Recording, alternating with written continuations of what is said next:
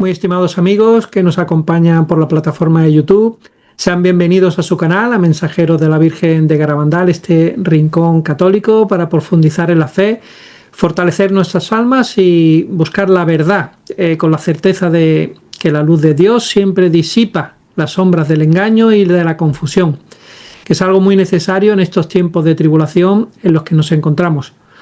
Hoy traemos un tema delicado, actual y profundamente importante para muchos fieles en Puerto Rico y en el mundo, que son las apariciones en la Santa Montaña. Están vinculadas a la figura conocida como Helenita de Jesús, y durante décadas miles de personas han acudido a este lugar convencidas de haber encontrado allí una manifestación celestial de la Virgen María. Sin embargo, recientemente la Iglesia ha declarado oficialmente que dichos fenómenos no son sobrenaturales. Y hoy vamos a ver, entre otras muchas cosas, pues qué ocurrió realmente en Santa Montaña, quién fue Helenita de Jesús, si hubo señales auténticas del cielo o una confusión espiritual que se fue agrandando con el tiempo. Y para ayudarnos a esclarecer todo esto, todo este caso tan interesante, nos acompaña nuestro querido amigo y experto bíblico Mauricio Zaeta, gran investigador, especialista de primera mano de estas apariciones de Santa Montaña, que nos va a ayudar pues a analizar lo sucedido, como siempre, a la luz del magisterio, de la teología y de la prudencia de la Iglesia. Mauricio, bienvenido una vez más a tu canal.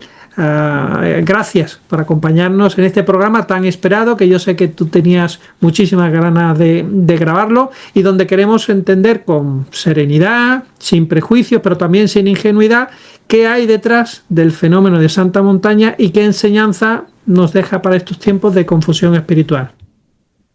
Hola Miguel Leopoldo, un gran saludo para ti y para todos los que siguen tu canal Mensajeros de la Virgen de Garabandal. Gracias por la oportunidad de compartir sobre esta aparición tan poco conocida y tan extraordinaria, tan maravillosa de la Santísima Virgen María en Puerto Rico. Pues sí, estamos intrigados, tenemos muchísimas ganas de escucharte, el placer es nuestro, así que todo tuyo, ilumínanos. Voy entonces a compartir la pantalla. Me deja por favor saber cuándo se pueda ver. Perfecto. Bueno, doy gracias a Dios y a la Santísima Virgen, Nuestra Señora del Carmen, por la oportunidad de presentar este resumen de lo que ocurrió allá en Santa Montaña. No es la única aparición de Puerto Rico, es una de las que han habido. Para mí la más significativa, es poco conocida. ¿Y por qué la llamo la más extraordinaria aparición de María Santísima?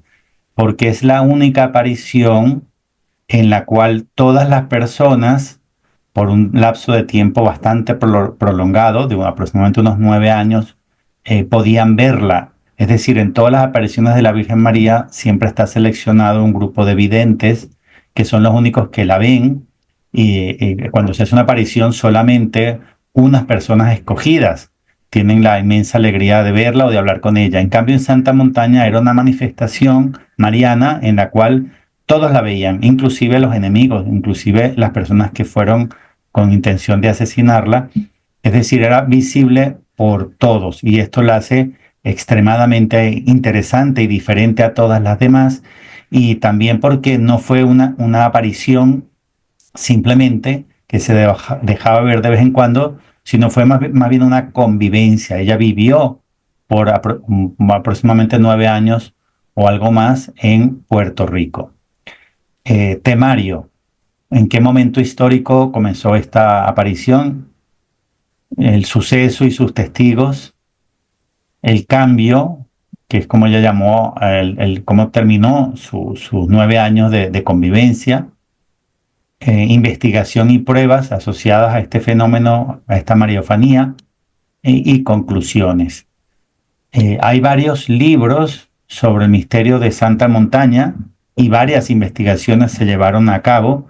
Yo voy a basar esta presentación principalmente en el libro del padre Jaime Reyes, La Santa Montaña de Puerto Rico. Me parece que es una investigación muy seria, fue ordenada por un obispo, Monseñor Enrique Hernández, fue llevada a cabo por este sacerdote a quien conozco personalmente, el padre Jaime Reyes. Lo conocí porque él fue en 2017 a Lima en Perú, yo vivía allá, fue a dar una conferencia sobre Santa Montaña. Yo, por supuesto, fui, lo conocí y allá me hice amigo de él. Yo ya había hecho una promesa de visitar Santa Montaña y este padre me ayudó a hacer una agenda de visita, mi primera visita a Santa Montaña en 2018, para que yo pudiera conocer y escuchar también de hijos o nietos de personas que eran testigos oculares, o sea, que vivieron el misterio de Santa Montaña. Entonces, gracias al padre Jaime Reyes pude conocer a personas descendientes de los, de los, sí, de los que convivieron con ella y también personas que trabajaron o que colaboraron con el padre Jaime Reyes en las entrevistas y en la investigación. Bueno, ¿cuál es el momento histórico en el que se da esta aparición? Acaban de ocurrir dos cosas muy relevantes en Puerto Rico. En 1898 se dio la guerra hispano-estadounidense, con la cual España perdió Puerto Rico ante los Estados Unidos. Es decir, hasta ese año era una colonia o un territorio de la corona española. Pero al perder la guerra, pues Puerto Rico pasó a pertenecer o ser un territorio de los Estados Unidos de Norteamérica. Y lo que hicieron al ganar la guerra, pues además de tomar posesión política, obviamente, de esa isla, fue que se dividió en cuatro secciones, con una X en el medio, una cruz, en cuatro cuadrantes, por así decir, y se le entregó cada cuadrante a una gran iglesia evangélica o protestante de los Estados Unidos. Es decir, que una de las primeras misiones que tuvieron sobre la isla era protestantizarla, ¿no? Cambiar la fe católica heredada de España por una fe protestante. Pero también no solamente, digamos, vieron una importante oportunidad los protestantes en esa isla, sino también la masonería. O sea que los masones también dijeron, pues este es el momento, le quitamos Puerto Rico a la corona española, este es el momento de afianzar los valores de la masonería en este lugar. En el año siguiente ocurrió un huracán San Ciríaco, uno de los tres más devastadores que han pasado por Puerto Rico. Fue terrible, dejó más de 3.400 personas muertas, hubo grandes inundaciones, miles de desplazados, muchos perdieron sus casas, también hubo gran pérdida en la agricultura, plantaciones de café y hubo muchas consecuencias económicas y sociales. O sea, la isla quedó muy devastada. Ya venía devastada por la guerra hispano-estadounidense y quedó doblemente devastada con este huracán tan fuerte.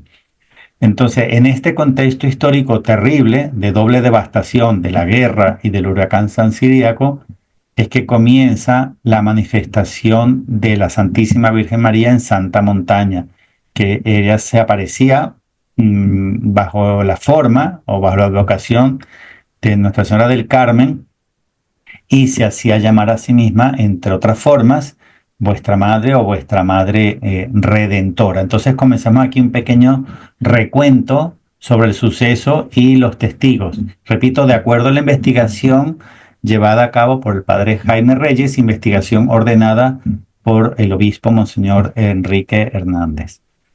Entonces, ella se aparece hacia agosto de 1899. Aquí hay un pequeño error en la lámina, es 1899, me disculpan por eso, regreso, importante corregirlo, que es justamente el año del huracán San Ciríaco.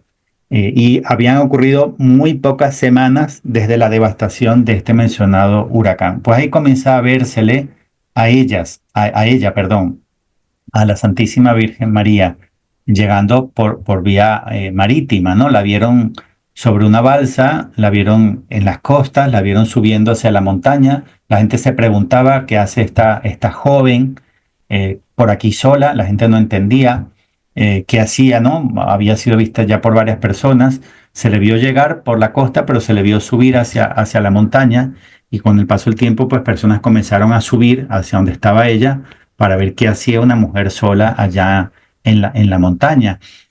Y una de las primeras cosas que hizo fue que con algunas personas que la encontraron allá en la montaña, es que ella pidió que le hicieran una casa de madera separada del suelo, es decir, como un palafito, a modo de estas casas que tienen entre el suelo de madera y el piso de tierra o de roca, una separación, es decir, que no, la casa no va cimentada sobre el suelo, sino sobre una estructura de madera que le sirve de asiento. Y luego en ese lugar comenzó a crear una especie de comunidad, o sea, digamos, un lugar donde ya hay otros lugares donde dormir, un lugar para cocinar, un portón, una entrada, un control de acceso. O sea, comenzó a hacerse una pequeña comunidad cuyo principal propósito era la evangelización. O sea, de todas las labores que llevó a cabo la Virgen, ahí la principal fue la de catequista.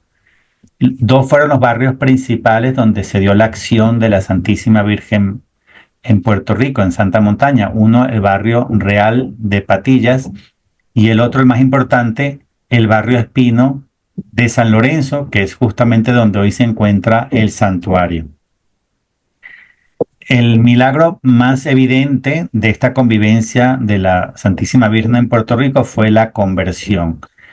No solamente había una devastación económica por la guerra y por el huracán San Ciriaco, sino que había devastación moral.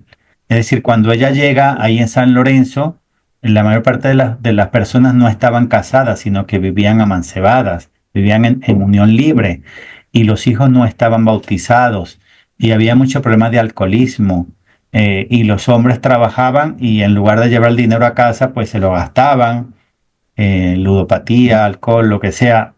Y bueno, había una gran cantidad de desórdenes morales terribles. También la gente pues no estaba yendo a misa, había abandonado el sacramento de la conversión, perdón, de la confesión. Entonces realmente llegó en un contexto no solo devastado Puerto Rico por la guerra y por el huracán, sino devastado moralmente por alejarse de la fe católica. Entonces lo primero que se evidencia cuando ella comienza a catequizar, cuando la gente comienza a ir a conocer quién es esta señora que vive aquí, por qué vive sola, cómo es esto, ¿no? Se corrió la voz. Ella comenzó a dar catequesis, comenzó a llevar a los hombres hacia el matrimonio, primero hacia la confesión, hacia el matrimonio, a que regresen a la misa, al menos dominical, a que los niños sean bautizados. Entonces, al cabo de unos pocos años, todas las personas de estos barrios mencionados estaban ya bautizadas, las parejas se habían casado, dejaron digamos, de la infidelidad matrimonial, y comenzó a haber una recuperación moral innegable, innegable, que llegó, por supuesto, a oídos del párroco de San Lorenzo y de los alrededores. Toda la gente comenzó a enterarse de quién es esta señora que está logrando esta conversión masiva de estos lugares, ¿no? Pero no solamente hubo, digamos, significativos frutos de conversión, sino también del nivel de vida de los habitantes en estos barrios, porque la Santísima Virgen María les enseñó a tener procesos económicos productivos donde les permitiera a ellos vivir de algunos oficios. Ella les enseñó a tejer cosas con las manos, a hacer cosas con barro, a hacer cosas con madera, también a coser. Pues no había telar, las telas eran donadas, pero ella les enseñó a coser y hacían ropita para las personas que no tenían ropa, y comenzó a darles muchos oficios, que comenzó a hacer que las personas de estos barrios tuvieran oficios que antes no tenían y comenzaran a tener una vida, digamos, económica o un nivel de vida mejor al que tenían antes de ella llegar. Y claro, no todo lo hacía para la venta, ¿no? Muchas cosas se hacían para donar a los pobres y muchas cosas se hacían simplemente como objetos religiosos para tener en las casas. Por ejemplo, la Virgen les hizo y les enseñó a hacer crucifijos, rosarios, porque llevó a todos también al rezo diario del Santo Rosario y les enseñaba a hacerlos para que los tuvieran, es decir, no solo objetos de venta, sino también para que todo el mundo tuviera en sus casas rosarios para rezar rosario y cruces, crucifijos.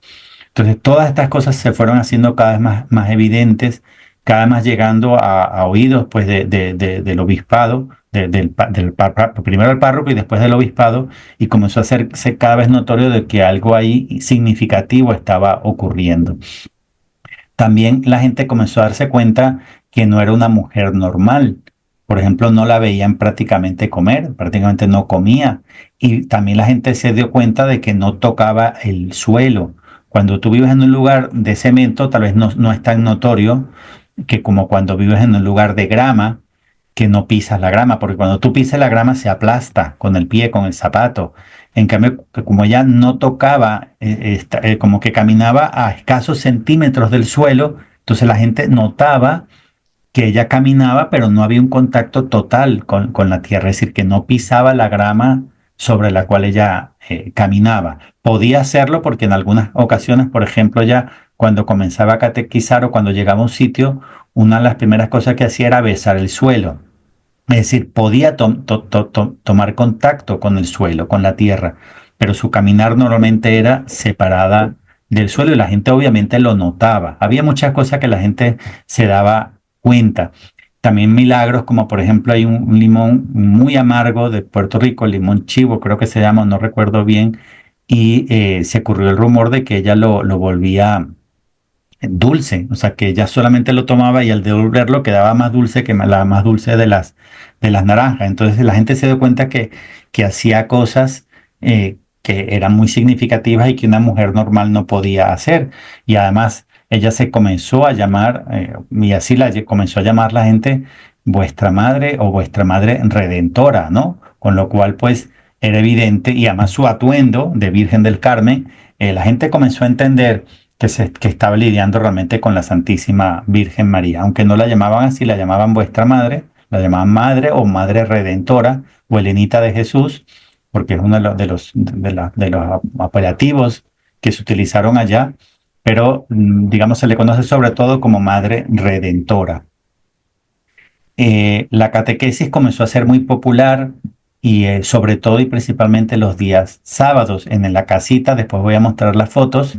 Ella mandó a hacer un balconcito desde el cual ella predicaba, y frente a ese balconcito hay una montaña y esa montaña sirve de anfiteatro. Los que han ido para allá se dan cuenta que si uno se pone delante de esa casita, ya en día no existe la casita de madera, ya existe una casita de cemento en el mismo lugar donde estaba la casita de madera, pero cuando uno se para en esa casita de cemento y mira hacia la montaña, se da cuenta que la montaña hace de anfiteatro, porque la gente acudía primero por decenas de personas y con el paso del tiempo por cientos, o sea, cientos de personas acudían a sus catequesis los días sábados. Y la gente se daba cuenta de cosas milagrosas. Por ejemplo, si una persona estaba un sábado a escasos metros de ella, pero si el sábado siguiente llegaba y se colocaba muy lejos, muy atrás, digamos a 100 metros de distancia o 80, 90 metros de distancia, y la gente decía, ¿cómo es posible que la escucho al mismo volumen, no, con la misma intensidad, su voz, que cuando estaba a escasos metros? Es decir, como si el volumen de ella no se atenuara con la distancia. A mí esto me recuerda estas prédicas de Jesús, por ejemplo, cuando en la multiplicación de los panes, que una vez 4.000 personas, en otra 5.000, y cuando él predicaba, por ejemplo, las bienaventuranzas, él no iba ni con megáfono ni iba gritando. Jesús hablaba en tono normal y sin embargo las 5.000 personas le escuchaban independientemente de a qué distancia estaban. Entonces eso era un milagro que se ve en los evangelios, pero pareciera que aplicaba algo similar aquí o igual, porque la Virgen no tenía ni que gritar desde el balcón, ni usaba micrófono, no usaba parlante, ni había. Y sin embargo la gente la escuchaba independientemente de a qué distancia se sentara de ella. Pero otra cosa es que allí en Puerto Rico hay un animal muy ruidoso, es muy pequeño, es un pequeño sapo, lo llaman coquí. No solo canta demasiado duro para su tamaño tan exiguo, sino que además son miles, son demasiados. Yo he estado durmiendo, por ejemplo, la urbanización o barrio que está al lado de Santa Montaña, se llama El Edén, y yo recuerdo haber tenido graves problemas para dormir en la noche. O sea, aun poniéndome tapones para los oídos y poniéndome 3 almohadas sobre la cabeza, me cuesta dormir por los miles de coquíes cantando en la noche, que el que está acostumbrado y vive ahí, pues ya duerme. Pero un extranjero le cuesta, realmente cuesta dormir por ese concierto de coquíes. Pues es interesante que cuando la Virgen iba a predicar, le daba dos palmaditas así con las manos y dejaban de cantar los coquíes y los pájaros. Es decir, la naturaleza se callaba, literalmente. Los pájaros, los coquíes se callaban y la brisa cesaba. Es decir, como que la naturaleza en pleno entendía que la Madre de Dios va a catequizar, tenemos que hacer silencio. Ella era muy enfática en que los domingos era para ir a misa. Ella no evangelizaba, ella no catequizaba los días domingos. Ella daba la catequesis entre semana y sobre todo especialmente los días sábados y enfatizaba que el domingo era el día de ir a misa y los mandaba todos a misa los domingos. Alguna vez también la Virgen los acompañó a misa, qué interesante. Una vez ocurrió el siguiente milagro. Había llovido mucho el día anterior y cuando iba la Virgen con todas estas personas, estamos hablando de un centenar de personas, lo interesante es que hubo muchos testigos y en el libro del padre Jaime Reyes, él llegó a entrevistar a varios de los testigos visuales, oculares, presenciales, algunos de ellos de más de 100 años de edad. Es decir, el padre Jaime, cuando hizo su investigación, tremenda labor investigativa, tremendo trabajo que le tomó años de entrevistas y de investigación, él llegó a entrevistar a algunas de las personas que estuvieron en estos sucesos que estoy narrando, es decir, testigos oculares que vieron estas cosas. Entonces, en esta ocasión, decenas de personas yendo a misa con la Santísima Virgen María y cuando llegan al río, al riachuelo, que tenían que atravesar para ir a la misa en San Lorenzo, pues resulta que el río estaba crecido porque había llovido muchísimo el día anterior y no se podía cruzar del caudal tan bárbaro. El que intentara, pues se lo iba a llevar la corriente. Pues todos vieron cómo la Santísima Virgen María detuvo el río, así como Moisés abrió el Mar Rojo, pues la Virgen abrió literalmente, abrió ese río, columna de agua izquierda y a derecha, la gente pasó el río y después el río regresó a su causa, a su causal, no a su cauce. Entonces mire qué interesante que con el paso del tiempo, en los 9 años que ella convivió ahí, la gente se dio cuenta de la cantidad de cosas que ella hacía. Ella tenía poder, dominio sobre la naturaleza, sobre el aire, sobre el fuego. Alguna vez cuando estaban intentando hacer fuego para preparar la comida, ellos solían alimentar a todas las personas que venían a la catequesis. Y entre los milagros que ocurrieron allá, testimoniados por los decenas, cientos de personas que acudían, es que en una olla comenzaban a preparar el guiso, el caldo, lo que fuera, para todas las personas, sancocho, para las personas que habían, y comenzaban a hacer la fila de las personas y comenzaban a comer. Y después de que todos habían comido, se habían dado cuenta que en esa olla no podía caber comida para alimentar a más de 100 personas. Era imposible, es decir, una olla quizá con capacidad para alimentar a 20, 25, 30 personas y terminaban comiendo 130. Entonces la gente se dio cuenta que la olla no se acababa. Es decir, no se acababa hasta que no alimentara a la última de las personas que habían asistido a la catequesis. Eran milagros patentes donde la gente obviamente notaba, es imposible que en esa olla pueda sacar sancocho para todos los que estamos acá. No hay manera a menos que haya una multiplicación. Pero también el que estaba mencionando, el control o milagro sobre el fuego, es que alguna vez cuando ellos no atinaban a crear el fuego, ¿no? Pues como se hacía antes, golpeando piedras o dándole vueltas a madera sobre madera, etcétera, pues alguna vez la Virgen tenía que ayudarles y ella con un chasquido de dedos hacía que el fuego arrancara. Es decir, la gente se dio cuenta que era la Madre de Dios por muchas razones. Una de ellas es porque demostró que era reina del cielo y de la tierra, era reina de la naturaleza. O sea, le obedecían los animales, le obedecía el aire, le obedecía el fuego, le obedecía el agua.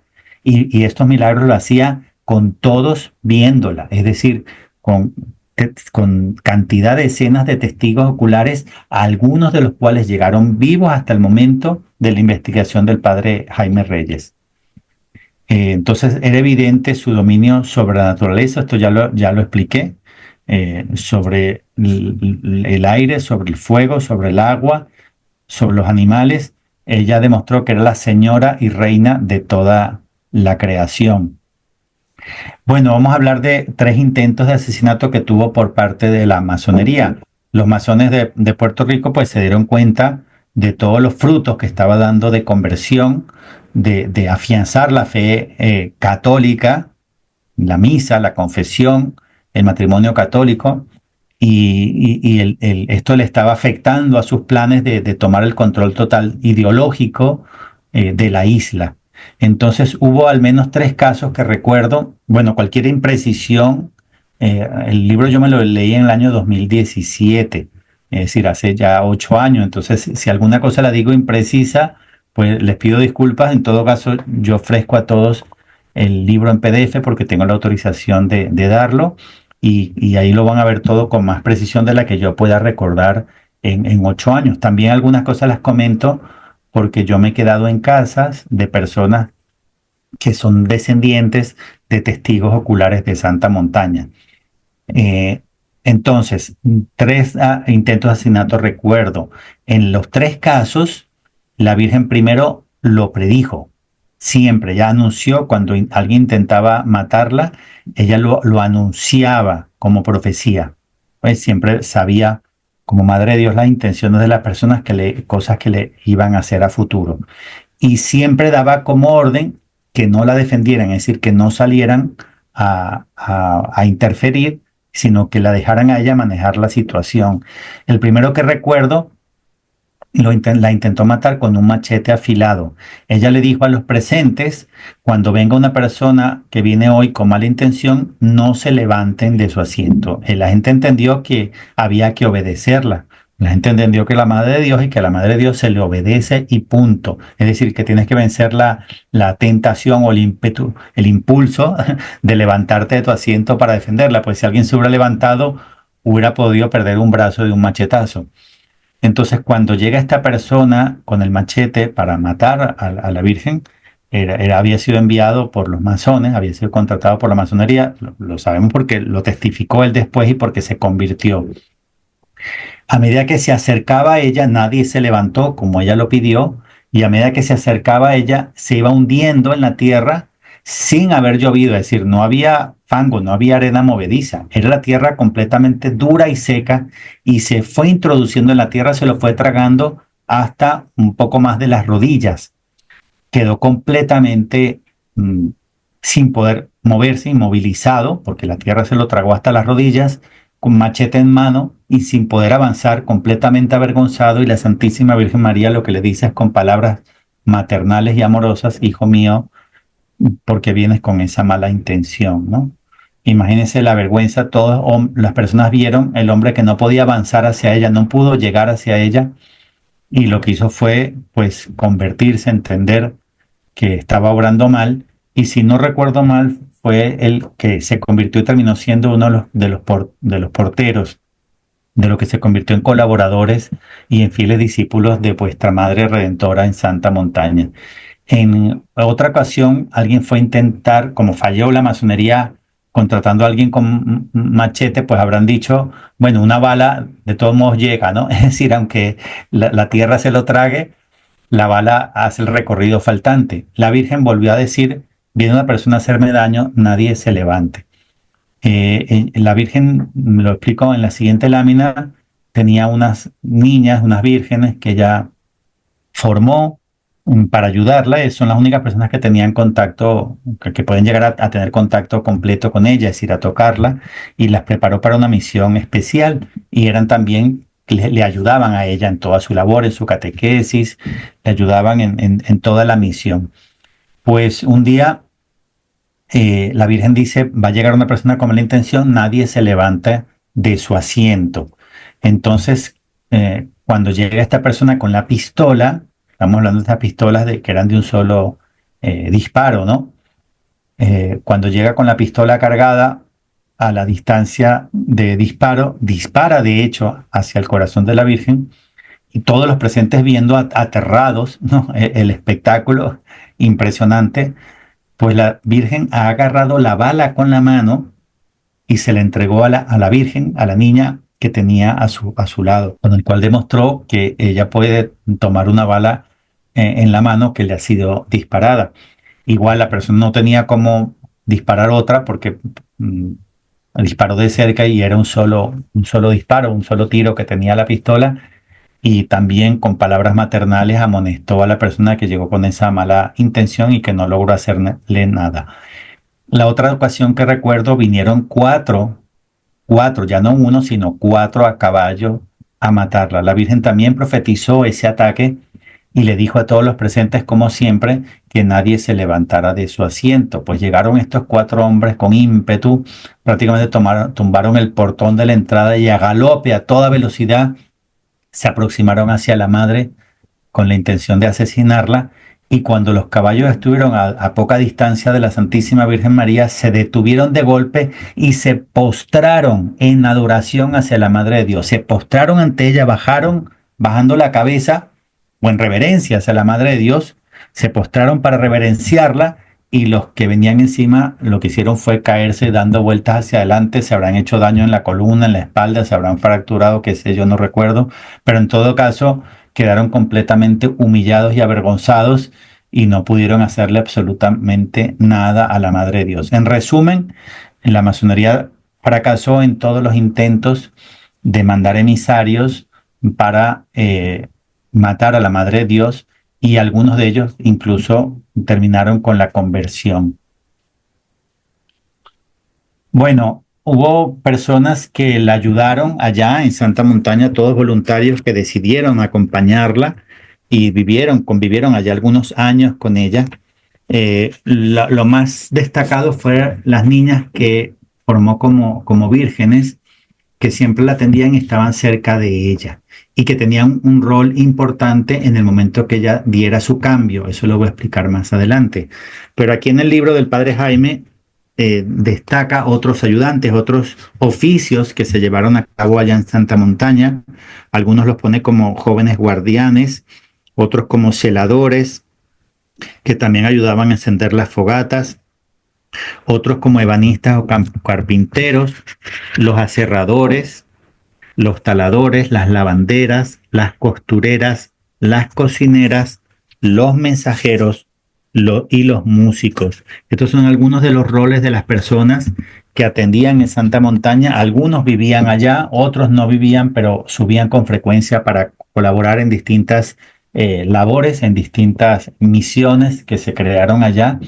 Y con el paso del tiempo, pues lo que sí fue evidente es que lo que había eran solamente frutos buenos. Y Jesús nos dijo en el Evangelio: por los frutos reconoceréis quién es verdadero profeta, quién es verdadero enviado de Dios. Pues todos los frutos de Santa Montaña eran de conversión, de regresar a Dios, a la fe católica, y de mejorar el nivel de vida, la calidad de vida, la economía de todas las personas que se acercaron a este misterio. Pero sobre todo lo que fue un resurgimiento, gran revivimiento de la fe católica en todos los barrios de San Lorenzo y alrededores.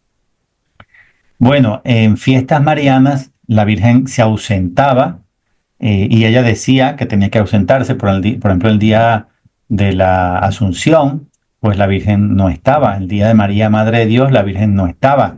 Ella anunciaba que tenía que ir al cielo para estar allá con Papito Dios, como a veces lo llamaba. O sea, que era un día de celebración celestial donde Dios le pedía que regresase al cielo.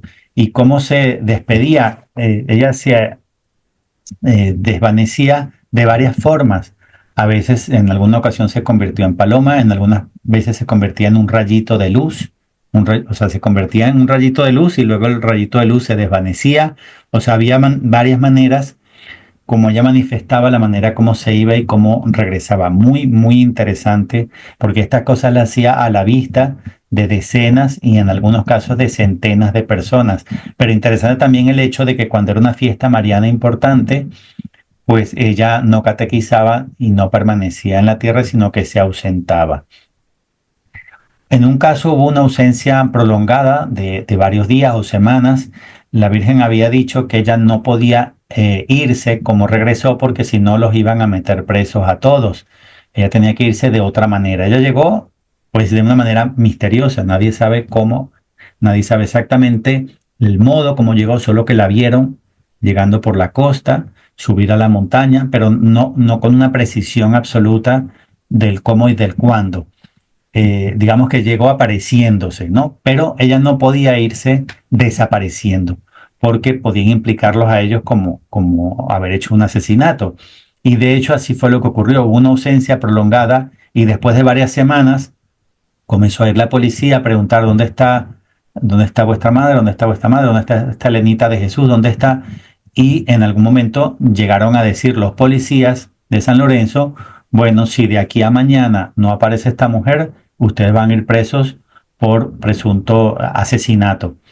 Pues llegan al día siguiente para evidenciar si estaba o no estaba y para llevarse preso a los que habitaban ahí en este santuario. Y antes de que los tomaran por presos por presunto asesinato, la Virgen salió, los saludó y los policías se fueron. Entonces, así le dije, se dan cuenta que yo no me puedo ir desapareciéndome, porque si no, ustedes van a ser implicados. Entonces tengo que irme de otra manera. Y ahí fue cuando anunció que tenía que irse dando lo que ella llamó su cambio. Adicionalmente, cuando estaba anunciando su cambio, ella decía, pidan a Papito Dios para que vuestra madre derrame su sangre en Santa Montaña, no solo por Puerto Rico, sino por la humanidad, ¿no? Así como mi hijo Jesús derramó su sangre por la redención del género humano, pidan a vuestra madre que ella también derrame su sangre en la Santa Montaña por Puerto Rico y por la redención de los hombres. Y ellos, como siempre obedecían a la Santísima Virgen María, pues comenzaron a pedirle a Dios que permitiera que vuestra madre derramara su sangre en Santa Montaña. Entonces, ¿qué fue el cambio? El cambio es la manera como ella decidió dejar Puerto Rico.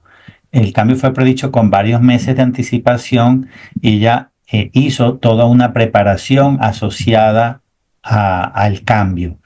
Como se había orado porque derramara su sangre, ella previó el cómo iba a ser recogida esa sangre con paños de blancos de tela fina y metidos en frascos de vidrio con tapa de vidrio que estaban preparados para ese propósito, es decir, recogerla con pañitos que se empaparan de sangre y después guardarlas en recipientes de vidrio que estaban preparados para eso. Pero en el momento del cambio, solamente las vírgenes que la atendían y que podían tener contacto con ella son las que podían mm, tomarla a ella el día del cambio y colocarla dentro del ataúd del féretro que estaba previamente preparado para ella. Todo esto fue preparado con mucha anticipación según sus instrucciones y de acuerdo a lo que ella predijo. Y la predicción decía que un día ella iba a encerrarse en su casita y solamente cuando vieran la sangre goteando debajo de la casita de madera es que estas vírgenes podían entrar para tomar la sangre, guardarla. Esta sangre iba a ser usada después, décadas después, para la investigación que se llevó a cabo en tiempo de Monseñor Enrique Hernández y del padre Jaime Reyes. Es decir, toda esta sangre fue llevada a laboratorios en su momento, pero en este momento era solamente el cómo recogerla y guardarla. Y solamente podían entrar en el momento del cambio estas vírgenes que ella preparó, entre otras cosas, para asistirle en el momento del cambio, para vestirla con el ropaje que estaba previsto para ese momento después de limpiar la sangre y meterla en el ataúd que se había hecho de madera con la parte de arriba de vidrio. Solamente ellas pudieron entrar en el momento del cambio y como fue predicho, y había sido predicho que iba a ser velada 3 días antes de llevar a ser enterrada en el nicho que estaba preparado para ella en San Lorenzo. El cambio se llevó a cabo entonces el 29 de septiembre de 1909, que después de unos días encerradita en su habitación, pues efectivamente vieron que goteaba la sangre debajo de la casita de madera, como dije antes, separada del suelo, se podía ver debajo de la casa. Entonces el día que goteó la sangre debajo de la casa fue el 29 de septiembre de 1909. Entonces ese día se procedió con todo lo que ella había preparado por meses de anticipación. Entraron las vírgenes a la habitación, solo ellas, y a puerta cerrada, la limpiaron, le pusieron su vestidito blanco, la acostaron, la metieron dentro del ataúd que estaba preparado para eso y recogieron la sangre según las instrucciones que había dado la Santa Virgen María. Cuando ellas entran, narran las vírgenes, la Virgen estaba arrodillada y con la cabeza caída hacia adelante. O sea, arrodillada, no estaba acostada, estaba arrodillada, eh, y como muerta, con la cabeza hacia adelante, y toda la sangre había salido de su boca, como si estuviera desangrado, pero saliendo la sangre de su boca. Ellas recogieron toda esa sangre según estaba predicho, la limpiaron, le quitaron la ropa ensangrentada y la pusieron con ropa limpia en el ataúd, y la sangre fue guardada en los recipientes, todo de acuerdo a las instrucciones que había dado la Santísima Virgen María. Fue velada por 3 días y el 1 de octubre de 1909 fue llevada en procesión. Salieron a las 4 de la madrugada, una procesión larga de varias horas, hasta la iglesia donde el párroco los estaba esperando porque ya sabía que había muerto y estaba el nicho preparado para su entierro. Y es muy interesante que las personas que llevaban el féretro, a medida que avanzaban en estas horas que duró esta peregrinación, unas 4 o 5 horas si no recuerdo mal, iban sintiendo que a medida que avanzaba cada vez pesaba menos. Se supone que si tú vas llevando a un muerto en un ataúd, pues a medida que avanzas te pesa más, no porque aumente el peso, sino porque el cansancio hace que sientas cada vez más el peso que llevas encima. Pero ellos narran lo contrario, que a medida que avanzaban, cada hora sentían que lo que llevaban encima pesaba menos, pesaba menos, pesaba menos. Y de hecho, cuando llegaron a la iglesia de San Lorenzo, el párroco los estaba esperando, y cuando bajan el ataúd para mostrarle a vuestra madre muerta al padre, pues el ataúd estaba vacío. Es como si en el trayecto ella se hubiera ido como deshaciendo poco a poco o algo así. Sin embargo, como sí llegaron los forenses y llegaron todo el peritaje policíaco para confirmar la muerte de ella, entonces sí quedó constancia, y así quedó en su acta de defunción, de que murió. O sea, para los efectos legales de Puerto Rico, ella sí murió, y de hecho en la autopsia o en el informe del acta de defunción dice que murió de inanición. Claro que ya no la abrieron, no le hicieron una autopsia como tal, no es que la abrieron, no. Simplemente le hicieron con entrevista, o sea, preguntando a las personas que convivían con ella, y como la gente le dijo que ella no comía, pues en su acta de defunción dice que murió de inanición, que murió de anemia. Y como ya estaba preparado el nicho donde ella iba a ser enterrada, pues efectivamente se colocó el ataúd vacío en el nicho donde estaba preparado para eso, y se celebró la misa de defunción. Se hizo todo como cuando alguien muere, pero era evidente que ya no estaba en el ataúd cuando llegaron a la iglesia de San Lorenzo. Y todo esto acompañado de cientos de personas. Es decir, la gente iba llorando, iba muy triste porque estaban tan felices de que la Virgen conviviera con los boricuas, ¿no? Con el pueblo puertorriqueño durante tantos años. Pues el momento de la partida, que ella llamó cambio, fue devastador. Pues miren qué interesante, el 29 de septiembre de 2025, es decir, hace unas pocas semanas, hace unos pocos días, yo estaba casualmente en Puerto Rico. Digo casualmente porque me invitaron a dar conferencias en los dos extremos de la isla, oriental y occidental, y entre los dos seminarios justamente caí esta fecha, 29 de septiembre. Me invitaron para dar una conferencia sobre el misterio de Santa Montaña, porque justamente ese día se cumplía el 116 aniversario del cambio de vuestra madre. Entonces se reunieron unas 30 personas en casa de una amiga y les di una conferencia sobre Santa Montaña, un poco para reavivar la fe de este misterio y para darla a conocer a otros boricuas, a otros puertorriqueños. Y es interesante pues que hayan invitado a un hispano colombo venezolano a dar una conferencia, un testimonio de Santa Montañas a boricuas, ¿no? A puertorriqueños, trayéndome a mí de afuera. Interesante, es como cuando recuerdo que han invitado, por ejemplo, al padre Javier Olivera Rabasi, gran experto de las guerras cristeras de México. Lo han invitado, él como argentino, a México a darle conferencias sobre las guerras cristeras a los mexicanos. O como cuando invitan a un evangelizador católico, a un predicador católico a España a llevar la fe católica, a evangelizar allá en el país, que fue de donde partió originalmente la fe católica en tiempos de Cristóbal Colón, ¿no? O sea, primero nos traen la fe católica a América y luego predicadores católicos van a España a recristianizar, a volver a llevar la fe católica a España, porque como dijo el sabio o el grande Castellani, el gran reto de hoy, la cuestión de hoy no es cómo catequizar o evangelizar a los paganos, el gran reto o la gran cuestión de hoy es cómo evangelizar, cómo catequizar a los cristianos. Bueno, cierro este pequeño paréntesis para decir que acaba de celebrarse el 116 aniversario de esta extraordinaria Mariofanía y específicamente del día 29 de septiembre en que ocurrió el cambio de vuestra madre, como consta también en el acta de función y en todos los registros que se llevaron históricos, civiles y en la investigación que llevó a cabo el padre Jaime Reyes.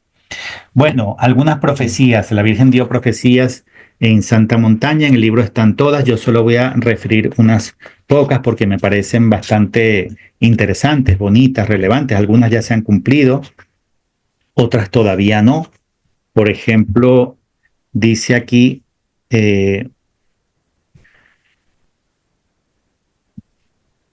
a ver. Bueno, que las mujeres votarían a principios del siglo XX era poco, no, era impensable que las mujeres llegarían a votar. Dice también, eh, se verían fincas frondosas sin frutos. Nadie querría poner las manos en la tierra, es decir, abandono de los cultivos, ¿no?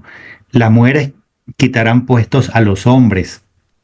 Puerto Rico se convertirá en una rama de carreteras. Habrían unos negocios encima de otros. Esto aparece en los edificios multioficinas, ¿no? Multifuncionales de muchas empresas.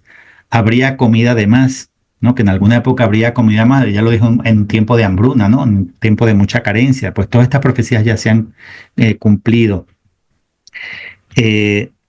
Mientras más luz haya, más oscuridad se tendrá. Está hablando del tiempo actual de la apostasía, ¿no? Hay mucha luz eléctrica, pero mucha oscuridad espiritual. Los valles de Puerto Rico, pastos de peces serán. Las aguas del mar inundarán Yabucoa. Aquí pareciera hacer referencia a cuando se dé el vuelco de la tierra y los océanos se vayan contra las costas, pues parece que se van a cumplir estas profecías. Cuando la gente se hablase sin verse, el juicio estaría cerca. Aquí está prediciendo pues la época del teléfono y sobre todo del celular, cuando la gente se hable sin verse. En este tiempo pues era impensable la tecnología celular como profecía, ¿no? No habrá padres para hijos ni hijos para padres. Las mujeres andarán detrás de los hombres. Las mujeres usarán la moda de vestir de los hombres. Las mujeres andarían desnudas. Pues sí, muchas de estas profecías ya se han cumplido. Y dice que pues la última gran señal va a ser una gran cruz en el cielo. Esta parece ser la cruz del aviso, ¿no? Ahora, hay una profecía interesante con respecto a una palmera, una palma que había ahí que nunca dio fruto, por décadas fue sembrada por la Virgen María y pasó décadas y décadas sin dar fruto. Ya dijo que cuando diera fruto estaría muy cerca el retorno de Cristo. Pues sí, este siglo XXI, una vez dio fruto de un coco. La gente que conocía la profecía obviamente fue allá a ver cómo después de casi 100 años se cumplió, o más de 100 años, perdón, después de más de 100 años se cumplió la profecía de que ese cocotero, esa palma que nunca había dado fruto, dio un solo coco, uno, y luego se cayó, se la llevó uno de los huracanes que hubo, pero se cumplió la profecía. Se cumplió la profecía porque ella dijo que cuando diera fruto estaría muy cerca el retorno de Cristo y ya dio fruto, un solo coco dio esa palma. Y la profecía para mí más interesante de Santa Montaña y la más misteriosa, no la voy a saber explicar, como muchas profecías no se entienden sino hasta que se cumplen, pero dice, la montaña quedaría frente a Jerusalén donde Dios derramó su sangre. ¿Qué significa eso? No tengo ni idea. ¿Qué significa que la Santa Montaña quedará frente a Jerusalén? No lo sé, pero bueno, pero es interesante porque muchas de las profecías de Santa Montaña ya se han cumplido y las otras pues están cumpliéndose. Bueno, hay otra que decía, no la leí, pero hay otra que decía que aunque llegaran épocas de sequía, siempre habría agua ahí en Santa Montaña y esa agua sería bálsamo. Y de hecho, muchas personas se han curado con el agua de Santa Montaña. Es un agua curativa, milagrosa, tanto para males espirituales como físicos. Y sí, yo he conocido a personas que se han curado con el agüita de Santa Montaña. Y la profecía dice que sería un bálsamo para sus hijos y que nunca dejará de tener agua. Y de hecho, aun en tiempos de gran sequía, siempre ha habido agüita ahí en el pozo en Santa Montaña. Bueno, ya estamos llegando al final. La investigación fue ordenada por Monseñor Enrique Hernández, que fue obispo auxiliar de San Juan y luego fue también obispo de Caguas. Se le ordenó a un padre, Jaime Reyes, a quien conocí primero en Lima, Perú, y después me encontré con él en Puerto Rico cuando él me ayudó a conocer a descendientes del suceso de Santa Montaña y también pues llevó a cabo no solo las entrevistas, sino la investigación de los objetos que habían quedado, las reliquias que habían quedado, no solo la sangre, sino también mechones de pelo, o sea, cabellos que dejó la Virgen como reliquias y que se utilizaron en la investigación y también objetos que ella dejó. Yo he conocido personas que me han mostrado rosarios y cruces de madera que fueron hechas por María Santísima, con sus manos. Imagínense con qué amor y devoción tienen estos sacramentales, que además son reliquias porque fueron hechos con la madre, con las manos de la Santísima Virgen María. Y bueno, la parte final de esta historia es la persecución terrible, porque como este es un misterio verdadero, hay muchas manifestaciones verdaderas de que esto realmente ocurrió. Entonces se podrá imaginar cómo la masonería se ha ensañado contra el misterio de Santa Montaña. Pues yo mismo, las pocas cosas sobrenaturales que me han pasado en toda mi vida han ocurrido todas dentro del contexto de Santa Montaña. Fue en Santa Montaña donde en el año 2018 yo recibí la profecía de la misión que yo iba a llevar a cabo. Y este viaje que hice a Puerto Rico el mes pasado es mi viaje 125.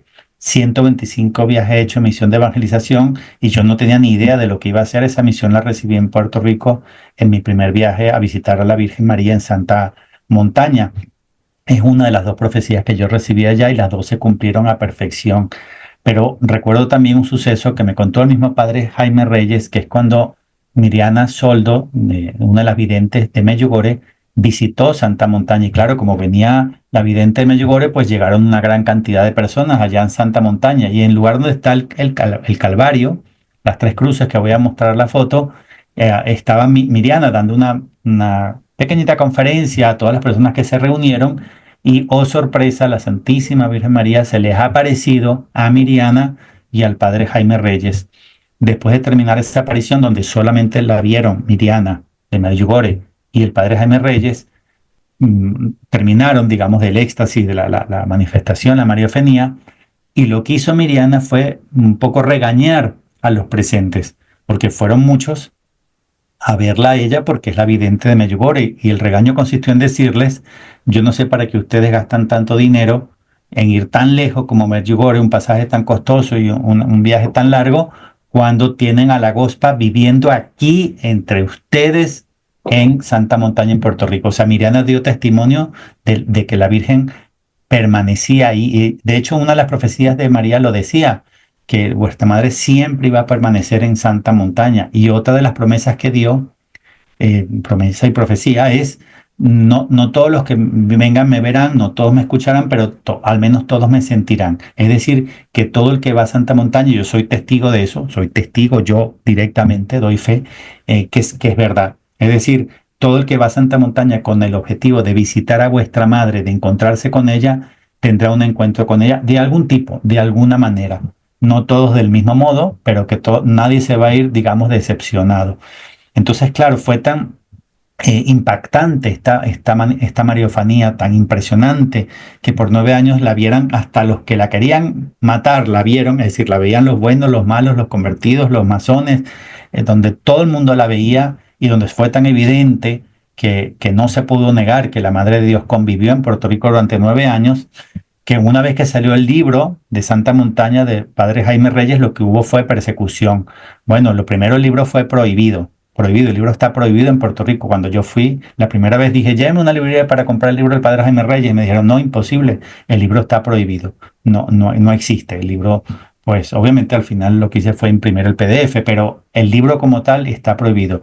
Monseñor Enrique Hernández fue desterrado de su propio país. Fue enviado a Chicago, Estados Unidos, a una clínica de mental, ¿no? Como una persona que tuviera eh, locura o demencia.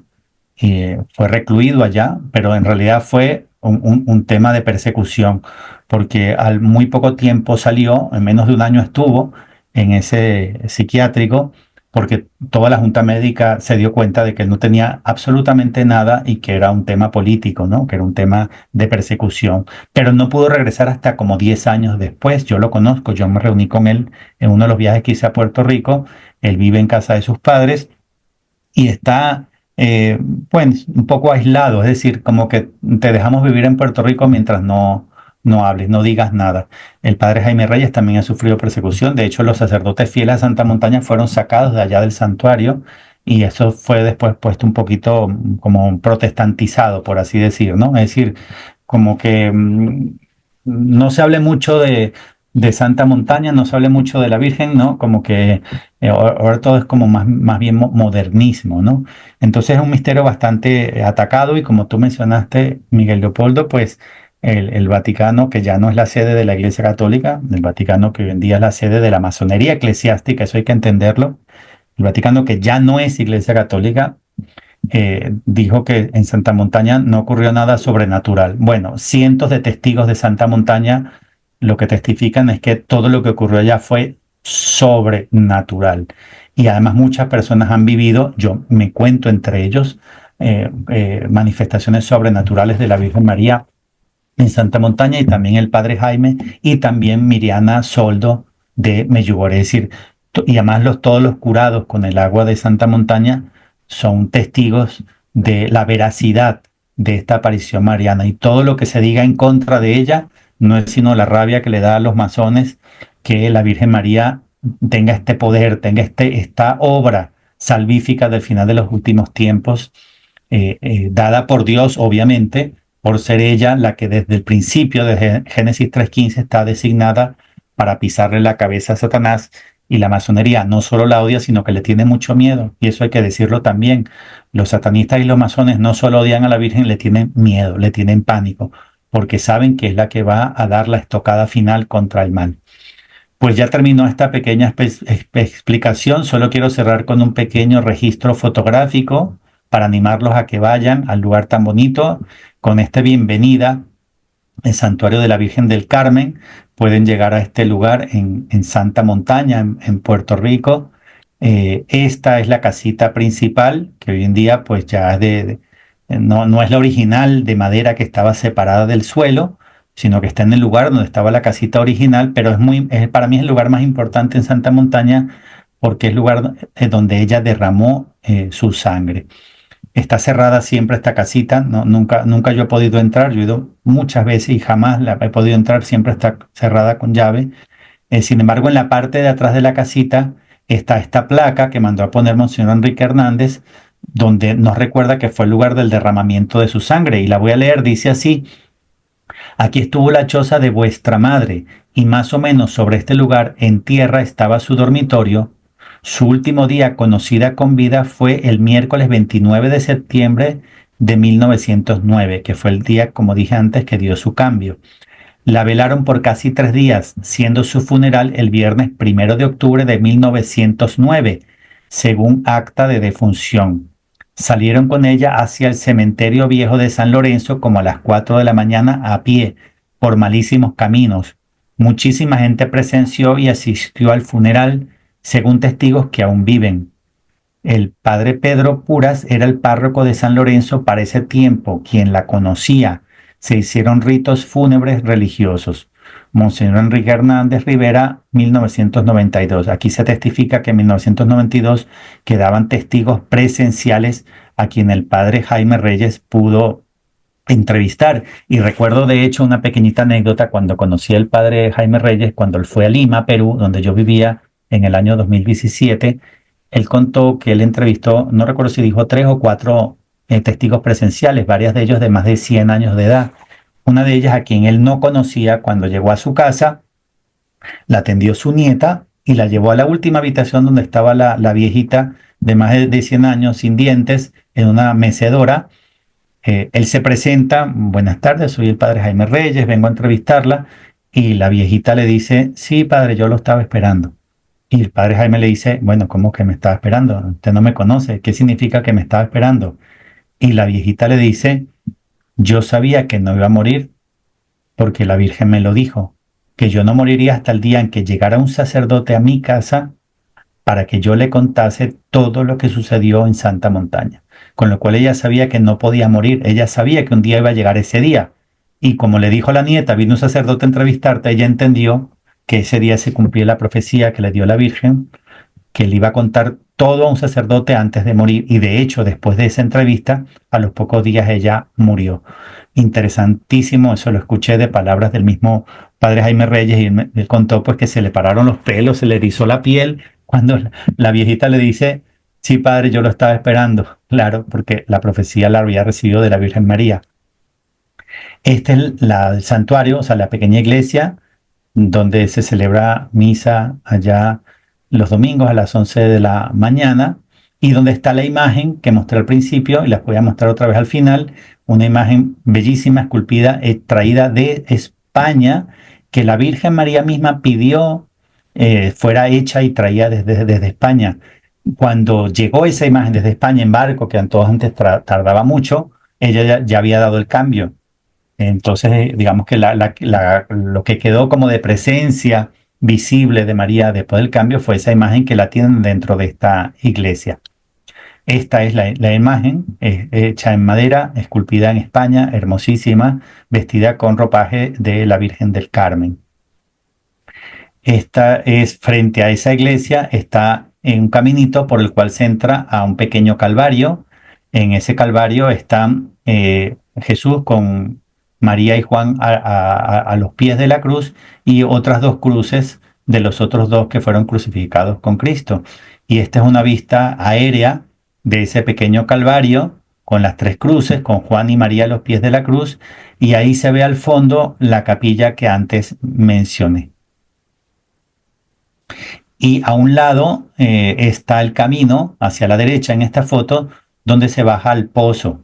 Este es el pozo. Aquí hay una pequeña salida de agua donde se puede ver. El pozo está cubierto con este vidrio, pero por enfrente tiene esta salida de agua donde se recoge agua que es milagrosa, que es curativa para males espirituales y físicos, y la gente va ahí a lavarse los pies, la mano, la cara, y a llevársela también, ¿cómo no? A llevársela para curar a otras personas, para llevarla a personas de otros países inclusive, y también van a este pozo a orar, a hablar con la Virgen, a rezarle, a pedirle por la familia, por el mundo, por la paz, etcétera. Aquí hay un acercamiento de esta Virgen del Carmen que está ahí en el pozo. Un pozo donde ya dijo que el agüita siempre seguiría saliendo, aun en tiempo de sequía, y que siempre sería bálsamo para sus hijos. Bueno, conclusión. Santa Montaña es la única mariofanía donde la Virgen María se manifestó ante todos, no ante algunos videntes elegidos que la ven en éxtasis, sino ante todas las personas que subían a Santa Montaña. Todos la veían, buenos y malos, convertidos y no convertidos. Una cosa interesantísima. Y no fue una simple aparición, sino una especie de convivencia durante cerca de 9 años. Ella convivió con el pueblo puertorriqueño, con el pueblo boricua, de una manera que no ha habido sin precedentes. O sea, no ha habido otra manifestación que yo conozca donde la Virgen se ha dejado ver por todas las personas. Y es única también porque fue donde ella derramó su sangre, confirmando su rol de redentora. Por eso es que en la medalla milagrosa vemos los corazones, los sagrados corazones de Jesús y de María al mismo nivel, porque la redención y la corredención están asociadas por Dios, por voluntad de Dios, y los 2 corazones al mismo nivel significan que el rol de Jesús y de María como salvadores de la humanidad completamente entrelazados, así como una primera pareja pecadora, Adán y Eva, pues Dios decidió salvar al mundo a través de una pareja redentora, Jesús y María. Bueno, este es ya un recuento, digamos, fotográfico con el cual terminamos, Miguel Leopoldo, y damos paso, si quieres, a alguna pregunta para cerrar. Pues muchísimas gracias, Mauricio, por la exposición. Interesantísima, había muchas cosas que yo desconocía y me ha parecido muy bonito todo lo que cuentas. Pues como nos has comentado, el PDF se puede compartir, yo estoy deseando leerlo. Eh, Podemos hacer o como tú veas o que te contacten y se lo pasas o si quieres me lo pasas a mí, podemos poner un enlace en la descripción del vídeo y que se lo vayan descargando porque tiene que ser muy interesante leerlo y si encima nos dices que es imposible ahora mismo obtenerlo, pues con mucha más razón. Y yo te lo voy a pasar y tú por favor, pon el enlace para que quien quiera lo descargue. Y yo invito a la gente no solamente a leerlo, yo invito a la gente a quien pueda a que vaya, a que vaya. Es una cosa increíble, maravilloso. Nadie regresa decepcionado de Santa Montaña. Es un lugar increíble, maravilloso. Hay una presencia mariana ya que es innegable y hay muchos frutos, no solo de curaciones, sino de conversión. Sabemos que el milagro más grande que obra Dios en las almas no es la sanación del cuerpo. Los milagros más grandes están asociados a la conversión y esos son frutos no solo de cuando ella vivió en Puerto Rico, sino frutos que siguen dándose, confirmando que sigue actuando en Santa Montaña. Y había una profecía que no dije antes, olvidé, pero que es muy relevante, y es que esto iba a quedar por mucho tiempo como olvidado, como relegado a un segundo plano, como que quedó fuera de la mente del pueblo puertorriqueño, pero que después en algún momento iba a reavivarse la fe en Santa Montaña. Y yo creo que esto ya comenzó, inclusive esta entrevista que estamos haciendo quizá forma parte de este reavivamiento que yo mismo he podido evidenciar, bueno, como el mismo hecho de que me hayan invitado a mí a dar una charla de Santa Montaña en Puerto Rico. Yo creo que, y el hecho de que más gente está yendo, más gente está yendo, más gente está visitando, Santa Montaña, yo creo que ya comenzó a darse este reavivamiento. Qué maravilla. Ojalá seamos parte o instrumentos de ese reavivamiento. Ojalá sea así. Quería comentar contigo alguna preguntilla, a ver que nos aclare. Tú has dicho, y yo he comentado también antes, pues que Roma, pues se ha hablado recientemente y han de alguna manera constatado la no sobrenaturalidad de estos hechos. Porque de alguna manera, de esta manera están no reconociendo las apariciones ni la identidad sobrenatural de Helenita. O sea, de alguna manera sí permiten conservar la fe, el amor a la Virgen, pero siempre que no se confunda la figura de Helenita con María o con Jesús. Eclesialmente, ¿qué significa este lenguaje de que no consta la sobrenaturalidad para que nos lo explique a los oyentes? ¿Y qué implica para los fieles que siguen o seguían esta devoción? Pues en tiempos de gran apostasía y de durísima prueba de la fe, yo siempre digo hay que escuchar a Dios antes que a los hombres, ¿no? Cuando los hombres y Dios están en la misma línea, pues qué bueno, ¿no? Pero cuando en tiempos de dificultad, cuando Dios te dice una cosa o Dios habla de un modo y los hombres te dicen lo contrario, pues toca aplicar Hechos 5:29, como nos enseñó el primer Papa. Hay que escuchar a Dios antes que a los hombres. Cuando el cielo ha dado demostraciones de sobrenaturalidad y sale alguna persona a decir no consta, pues yo prefiero escuchar a Dios que a los hombres, ¿no? Es decir, cuando Dios ha dado manifestaciones claras de la sobrenaturalidad de algo, y justamente esa es la persecución que vivieron Monseñor Enrique Hernández y el padre Jaime. Como en la investigación se demostró por videntes que todavía estaban vivos a final del siglo pasado y a principios del siglo XXI, que se demuestra la sobrenaturalidad, entonces la masonería remete justamente porque no quiere que se conozca esta sobrenaturalidad. Es muy interesante que en un tramo investigativo tú logras ver cuando la gente miente, ¿no? Yo recuerdo cuando dicen los evangelios, hacían el juicio contra Jesús, invitaban los testigos y los testimonios eran contrarios, no eran coherentes, de manera que Caifás no podía condenar a Jesús por los testimonios porque eran incoherentes. En cambio, el trabajo investigativo tan serio, tan responsable que hizo el padre Jaime Reyes, demostró exactamente lo contrario, que los testimonios eran coherentes, porque la verdad es así, la verdad se sujeta a sí misma, se sostiene a sí misma, la verdad es autosustentable, en cambio la mentira se derrumba solita, solita se derrumba. Entonces sí consta la sobrenaturalidad. Lo que pasa es que el Vaticano hoy en día ya no es autoridad porque el Vaticano dejó de ser la sede de la Iglesia Católica y se convirtió en la sede de la masonería eclesiástica y Satanás, que antes gobernaba en los infiernos, ahora Satanás gobierna desde Roma, ¿no? Desde el Vaticano. Mira qué interesante ya que lo mencionas. Constaba la sobrenaturalidad y constó de Ámsterdam, dos obispos la aprobaron, Monseñor Enricus Bommers, y luego José Mariano Spunt en el año 2002 ya emitió que constaba la sobrenaturalidad y así quedó aprobada Ámsterdam, con que sí consta la sobrenaturalidad.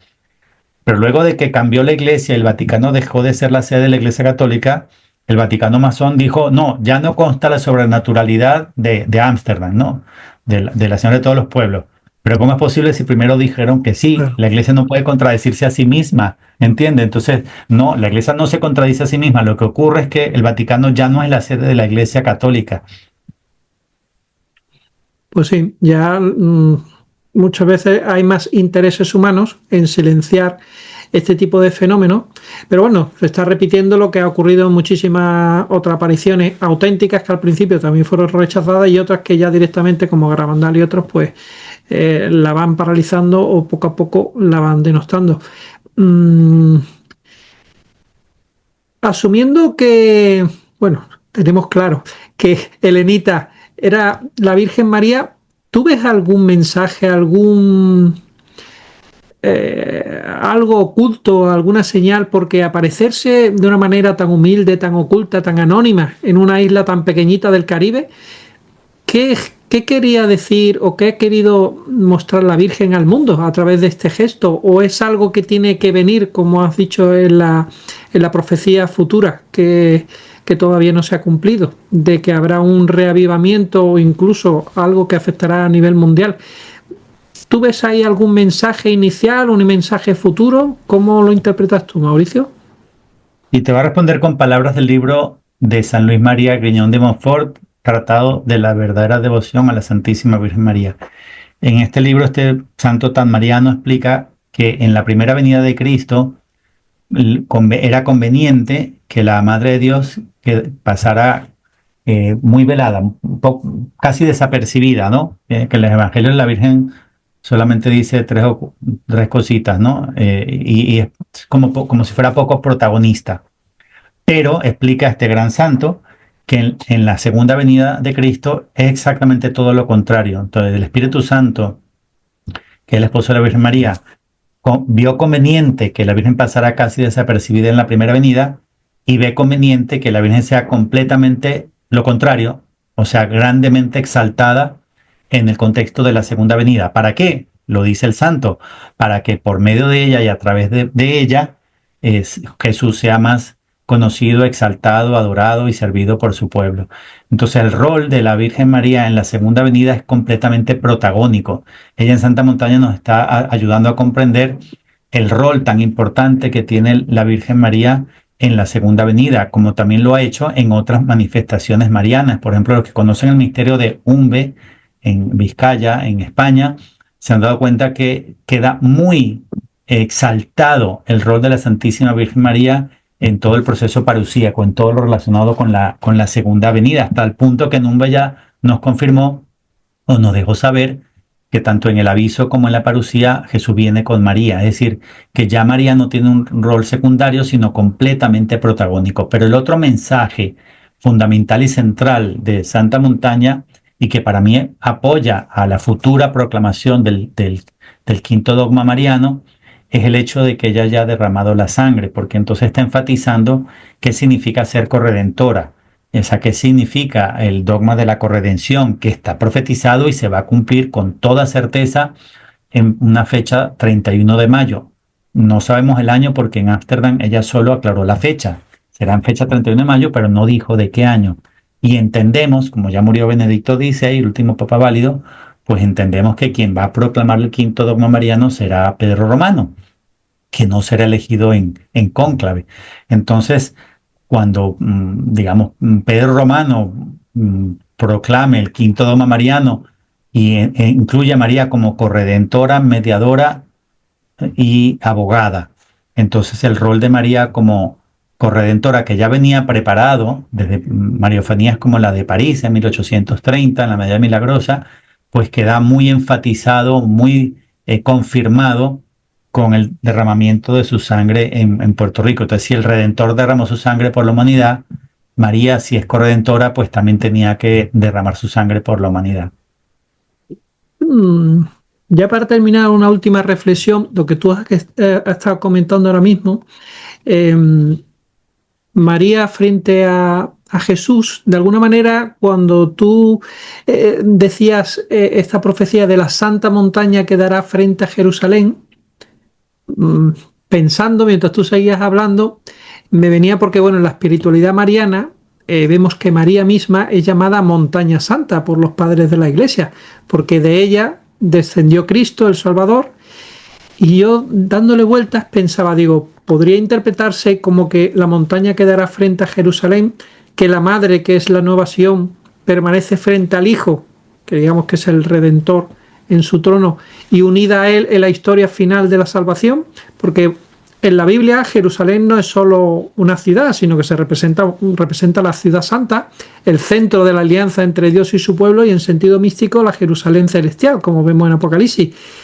Por eso pensaba yo, digo, la santa montaña que dará frente a Jerusalén podría significar que cuando llegue la hora del cumplimiento, el cielo y la tierra estarán frente a frente, que es la madre y el hijo, fe y gloria, finalmente frente a frente. No sé si es un poco un desvarío o cómo lo ves tú. Es que me has dado, ahora cuando has explicado todo eso, me ha venido así un poquito a la luz. No, no, ningún desvarío. Creo que más bien quizás dado en el clavo. Mira, me gustó tanto más que pregunta, lo veo como un comentario, como un aporte. Y si se confirmase, me parece que es muchísima la luz que acabas de arrojar con esta Gracias a propuesta. tu Yo no lo había comentario. pensado. Claro, yo no lo había pensado, pero como yo conozco esa profecía desde hace más de 7 años, casi 8, y yo nunca la supe interpretar, nunca supe qué quiso decir eso, y nunca a nadie le escuché algo, una respuesta que me pareciera convincente. Y la primera vez que escucho una es ahora, cuando lo mencionaste, se iba alegrando mi corazón como diciendo, tiene mucho sentido, con lo cual no puedo confirmar que es así como se va a cumplir, pero por lo menos no debemos descartarlo porque tiene mucho sentido que al final de cuentas la montaña santa es ella, ¿no? Más que un lugar, la montaña santa es ella, y ella obviamente junto a Jesús como corredentora y él como redentor, como están de hecho cómo están los corazones debajo de la medalla milagrosa, debajo de la M. Pues uno frente al otro, el Inmaculado Corazón frente al Sagrado Corazón, uno frente al otro. Pues sí, ahí pareciera que están frente a frente la montaña santa y el Hijo, Sión. Pues qué maravilla. Pues gracias por ese, más que pregunta, gracias por ese hermosísimo aporte, y cerrar con esa reflexión que me deja a mí dándole vueltas a la mente y le puede dejar a todos los que escuchen este video dándole vueltas también. Bueno, tú nos diste todos los pasitos, yo simplemente he dado el último empujón, tú lo habías dejado mucho más claro. Bueno, yo creo que ya sí, hemos llegado al final, queridos hermanos, un programa especial dedicado a las apariciones de la Virgen de Santa Montaña, que es un tema que ha despertado pues gran interés, también mucha confusión entre los fieles. Pues se trata de un lugar que, más allá de juicios humanos, pues ha sido para muchos un espacio de oración, de conversión y de fe viva. Puede que algunos las desprecien, estas apariciones, que las quieran reducir a una simple historia local, pero hay realidades espirituales que no se pueden apagar por decreto, porque si algo es del cielo, pues el tiempo terminará revelándolo de manera clara y imposible de rebatir. No olvidemos que Dios no deja de hablar, y María Santísima, que es la madre que intercede, pues sigue bajando allí donde encuentra corazones sencillos dispuestos a escucharla. Quizá no todos los misterios de estas apariciones pues han sido revelados aún, ni todas las señales son comprensibles todavía. Por eso, más allá de polémicas, pues tenemos que quedarnos con lo esencial, que es que si allí se reza, si allí se convierte el alma, si allí se siente el amor de nuestra madre, pues entonces está claro que el cielo está obrando. Por tanto, que no nos roben la esperanza, ni la capacidad de asombro, porque en un mundo que ya casi no cree, pues el simple hecho de que millones sigan mirando hacia el cielo, pues es en sí mismo pues una victoria del amor de Dios y de María. Y si acaso la Santa Montaña guarda todavía algún secreto, como hemos estado viendo, pues que sea el de una madre que no se cansa de venir por sus hijos, aunque muchos no quieran verla. Y antes de despedirnos, pues queremos agradecer profundamente a nuestro querido invitado Mauricio Zaeta por acompañarnos y por desvelarnos con la claridad y meticulosidad que nos tiene acostumbrados este bellísimo misterio que rodea las apariciones de la Santa Montaña. Mauricio, muchísimas gracias y si quiere decir algunas palabras antes de despedirnos. No, solo despedirme agradeciendo la oportunidad de haber compartido este misterio del cual yo estoy enamorado. Mi vida cambió desde mi primer viaje a Santa Montaña. Soy otro, la verdad es que fui transformado allá y recibí una misión que intento llevar a pesar de mis miserias y de todas mis poquedades. Pero la verdad es que de verdad es que yo fui transformado allá. Yo soy testigo de que Santa Montaña es real, es verdadero. Y he conocido otras personas que testifican lo mismo. Así que como yo estoy tan enamorado del misterio de Santa Montaña, no puedo más que agradecer la oportunidad de conversar sobre ello para darlo a conocer a muchos. Porque yo comencé así, yo comencé porque en 2016 conocí el misterio a través de alguien. Entonces conseguí el libro, me lo leí y prometí ir. Así habrá quedado de contento cuando lo leí, el libro, que en algún momento prometí a la Virgen que en algún momento la iba a ir a visitar. Y bueno, el cumplimiento de esa promesa, es decir, el haberla ido a visitar, me tenía esperado grandes sorpresas allá porque mi vida quedó tocada y transformada por esa primera visita a Santa Montaña. Y ahora cada vez que voy, pues la visito, la saludo, le llevo flores, me paso unas horas de oración allá en solitario con la Madre Santísima y la verdad es que amo muchísimo el misterio de Santa Montaña y doy fe de que es real, es verdadero. Pues muchísimas gracias, Mauricio, por habernos traído este tema tan interesante y por permitirnos al canal pues ser miembros o instrumento de este reavivamiento, como tú comentabas. Así que muchísimas gracias a ti. Abrazo y bendiciones para todos. Voy a también darles las gracias a todos ustedes que nos acompañan. No se olviden, como solemos decir, de dar like, de compartir, de comentar, de suscribirse, porque hay muchas almas que necesitan escuchar estas verdades que sostienen y fortalecen la fe. Y como siempre, nos despedimos pidiendo que Dios les bendiga, que les proteja, que les guarde. Llave María Purísima. Sin pecado original concebida. Muchas gracias.